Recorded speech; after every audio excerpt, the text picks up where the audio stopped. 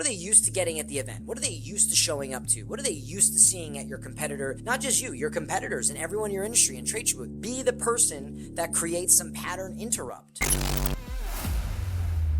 So Matt, you've been talking about story for like 3 years, and we started off EMC year 2, the sophomore year. Yeah, you pitched what we did, and I think that's the basis of this conversation. Yeah. Is like you got some really good ideas, but you got a ton of them. But the way you selected them, I think, is interesting because you did select the best ones were done through story and narrative. So We had 4 groups break out to start the event, and we got to tell them about the event too, what we did, because there's there might be people listening. Sure. So if you're listening right now, Yep. we just wrapped up Event Marketing Congress year 2. We carried forward how we opened the event because it was really successful last year. Instead of opening it with a keynote, instead of opening it with, like instructions for the week, we opened it with, hey, everybody, here's a business case that we need to solve for. Last year it's a brand that was launching a new product into a market and going into a trade show. Yep. How do they do it? It was all like, how to do it. Come up with a pitch to pitch the CEO. Yeah, exactly. This year there's a brand, which I work for. Yep. And we've been crushing it at trade shows. We want to plan our user event for early next year.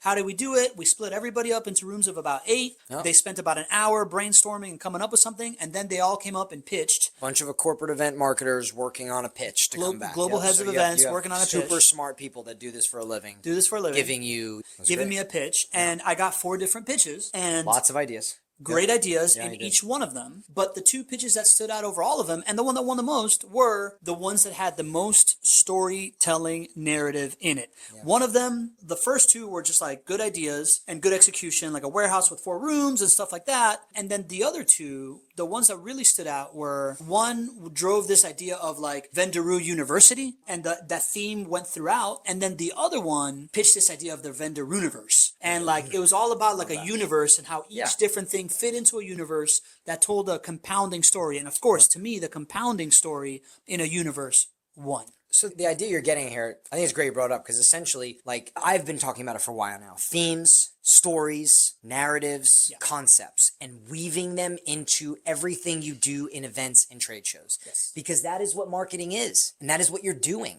You're marketing and you're selling, and then you're doing that to people. People remember stories, right? So how can you tell a story with what you deem to be your value prop, what your objectives are, what's important to you, with your brand? Like, you have to be able to tell a story. So what you were basically saying was, we had all these really cool ideas that were delivered for Vendaroo, for your first ever user or host event, and the ones that you like the most are the ones that told story. Yeah. And I'm not surprised, because that story is what will get remembered. That story is what will carry through the event. That story is what you can build off of.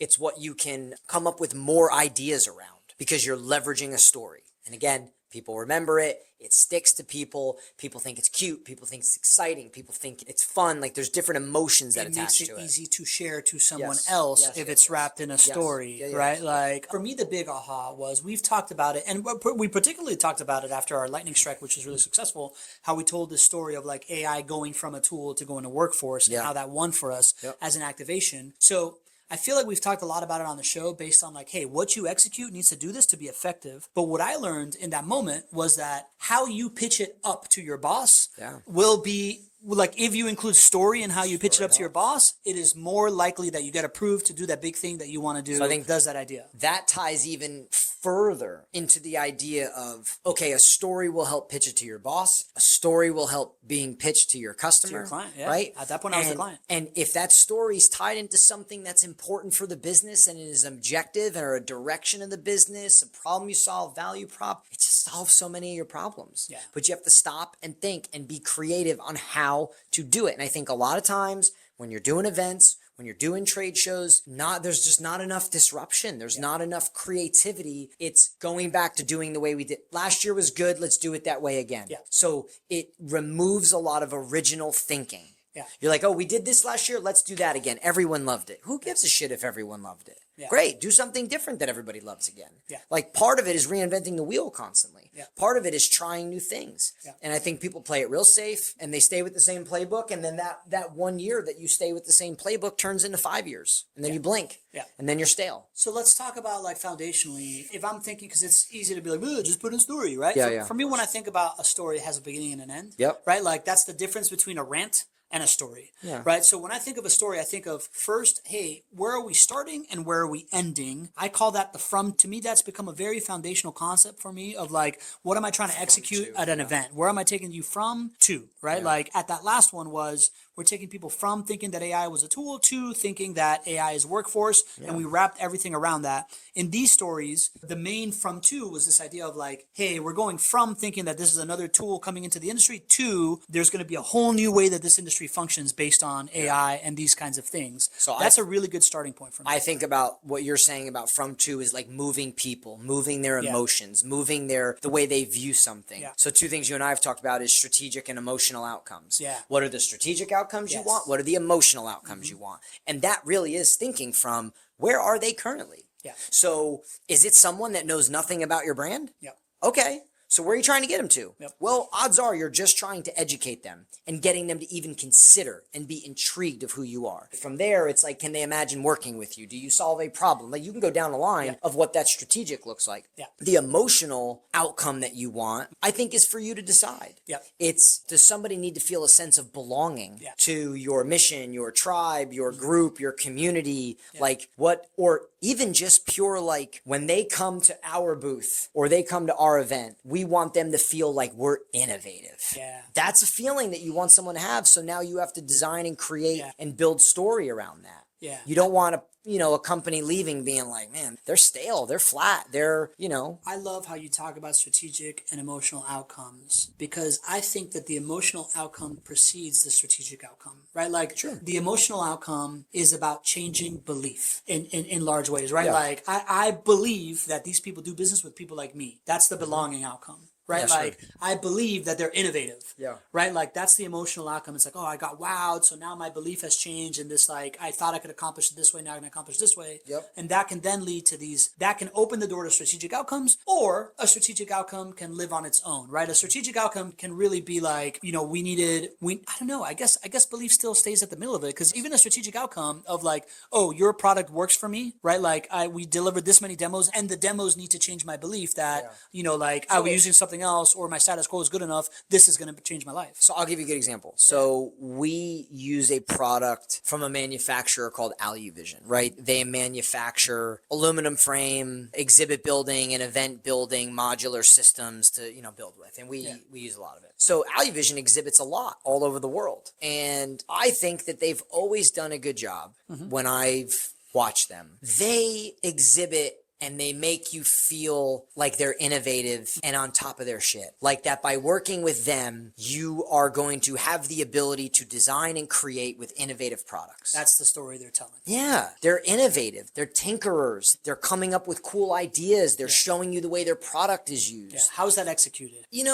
I think it depends on the show and the size, but they do create, first of all, their trade show booths, for the most part, are beautiful. Yeah. They're well done. They're colorful. They do really good with LED walls. They create different shapes and functions, and they're trying to showcase how it can all be utilized. Up the mind by showing different things. Yeah. So just from a stand back view, they do a great job, and then from the other view, they do a good job with the functionality. But it's just one example from me, from what I see. But emotionally, they're going to want you to think that. Yeah. But if you go in there and you think like, I go in there, I'm like, oh yeah, they have a really nice crafted product. Yeah. It looks good. Okay, well, is that much of a differentiator? Yeah. Is that what I want? Yeah. As a buyer, as a company that may purchase 6 figures plus of that stuff? Yeah.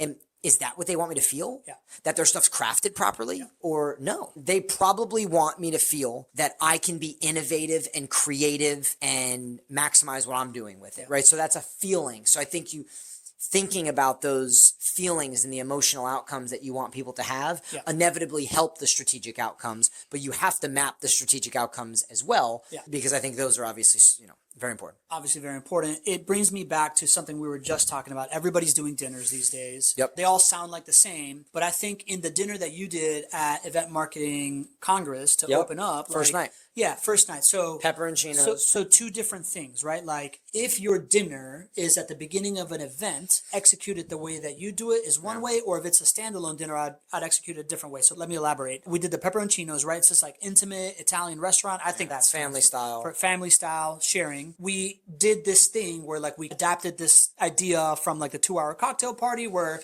every like half an hour or so, we interrupt the dinner and people get up, and instead of just like intro about their life, they answer a question that allows you to get an insight into people. Because we were doing a opening event for a 3-day user conference, what we wanted to feel is a sense of belonging. I'm surrounded by my own people. Yeah. You seeded it with these like questions that were all like different about the way that what the things that event marketers do, like 3 must-have things at an event, like that you bring to your event kit, or trends that I wish would die. That led to all these great conversations of like, people are like me. A few things that we're talking about with this dinner is I'm a big believer in like pattern interruption. Yeah. So pattern interruption is, what are your customers and your audience used to getting? Yeah. What are they used to getting at the event? What are they used to showing up to? What are they used to seeing at your competitor? Not just you, your competitors and everyone in your industry and trade show booth. Be the person that creates some pattern interrupt and do it with delight. Do it with what they would be surprised and they would deem valuable, right? Yep. So for an example, when we had our own event, we did host a dinner the first night.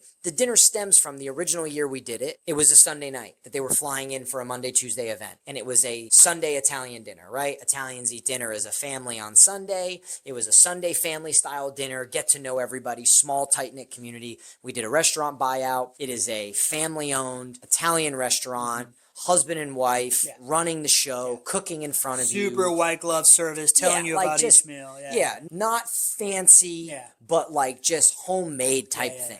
So that really hit in terms of the way we wanted people to feel that in the restaurant. We wanted to get them comfortable with one another. It wasn't a cold corporate style restaurant that just has cool aesthetics. It was a different experience. And then to what you're alluding to from a pattern interrupt, and kind of what we did was, we crafted like 4 or 5 questions so that you had about, 6, 7 people each had the same question of the 30 or so people there. And everybody stood up in groups of 5 or 6 and answered their question. So now you're hearing the same people answer the same questions. You're all doing the same thing. It starts to build a little bit of a bond. People were laughing. People were like, oh, I know that, blah, blah, blah. And like, it just, man, I just think getting creative and doing stuff like that works when it takes a little bit of an extra step though. Emotional outcome, sense of belonging, strategic outcome. It opened people up to collaborate for the next 2 days. The emotional outcome of that dinner was to get people comfortable with one another. And then the strategic outcome of the dinner is essentially that they are then ready to workshop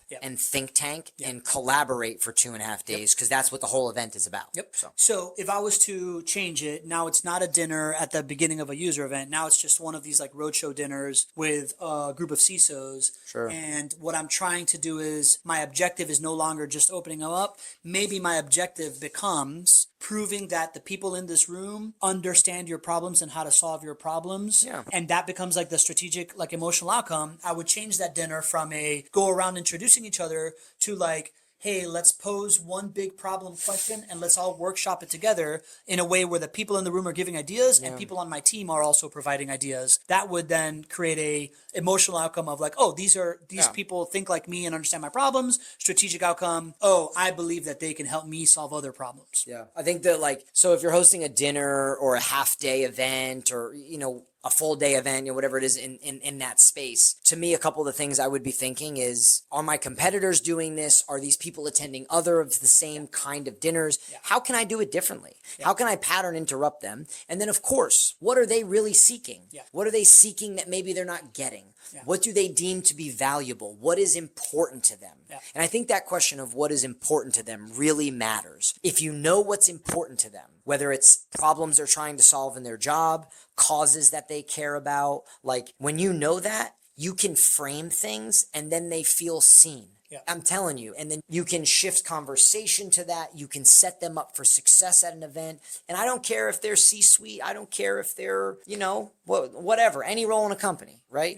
I just think asking those questions, taking risks, I think they pay off. All of those things wrapped into what is the story you're telling will get it approved. It will get them to show up, right? Like it's very different to say, hey, come to a dinner with other CISOs. And there's a very different of like, hey, we're trying to figure out how CISOs are solving this one problem. If you're trying to solve this problem, come be part of this like masterminded solution. That's the story we're telling, is we're here to solve a problem versus, hey, just come to a dinner at Mariano's. Like an example I give you just to reverse engineer of what I think the process looks like.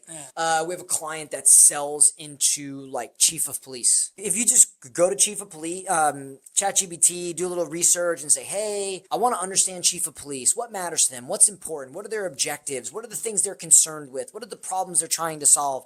And it pulls all this stuff up. What you start to realize is chief of police are very concerned with the well-being of their officers. They're very concerned with the well-being of their officers, and they're very concerned with their officers' relationship to the community. So how does the product, how does the service, how does what you're selling do that for them, right? Yeah. And I think there's other things that are important to them, but I'm saying you are trying to do research or just know by being around your client what those things are, because those are the things that are burning on their mind. Yep. Those are the things that are important. So if you just relationship building 101, what's important to you? If I make it important in our conversation, you're probably instantly going to like me. Yep. But I got to know something about it. Yep. And I got to have a problem that I can solve. I got to have a way of helping or a way of holding the conversation. You can't just be like, what's important to you? Like, you know what I mean? So that is kind of that, I think, something that gets missed in events, and people just run through the motion. Let's throw a dinner. Let's get everyone together. This is such a good idea. Yeah. How good is it? Right? Yeah. Because let's just stay on the police chief thing. Yeah. Say I'm consulting for a company that does that. They want to throw these half-day things where they invite in these chief of police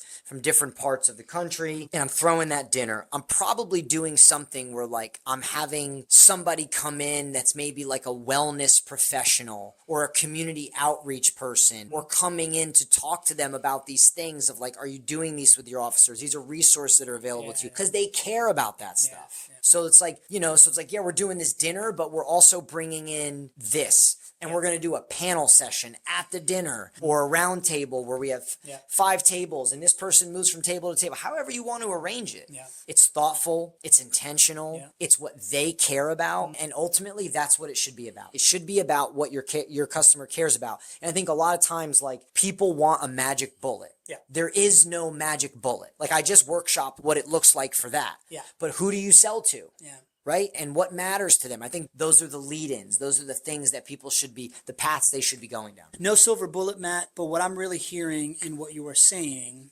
is the way to get to this, right? Like the framework is to have real insights about the people that you are serving, which is highlighted by the fact that, we were just talking about the next dinner that you were planning, and you're like, I'm just going to get on a flight and go be at the next one so we can figure out how to make it better. I can hear, I can see, I can understand what's going on. Yeah, like that's super important. So having a real insight about your client in order to craft a story that they find compelling, wrapping the pitch, the event, whatever in a story, and figuring out how to break the pattern, make it different. Yeah. You're going to tell the story, you're going to deliver the story in a way that they aren't already getting. Look, I think it's like I said a couple times. I think that there is no magic bullet. The magic is in doing the work. The magic is in understanding the customer. The magic is in knowing what's important to them. Then you can come up with the ideas. Then you can frame what a session or an event or a dinner or a huge event looks like. But you got to have a foundation. You have to have something that you're working from that you know to be true to wrap everything in. Yeah. Because when you do that, it lands. Because if you know that officer wellness matters to the police chief that you're selling, when you wrap everything you do in officer wellness, in solutions, ideas, discussions, charities, giveaways, probably thing like that, it's a home run. They care about it. Now, if they don't really care about it, you're going to fall on deaf ears. And I think that ends up happening when people just try to market and sell themselves through events with what they think is cool versus putting the work in.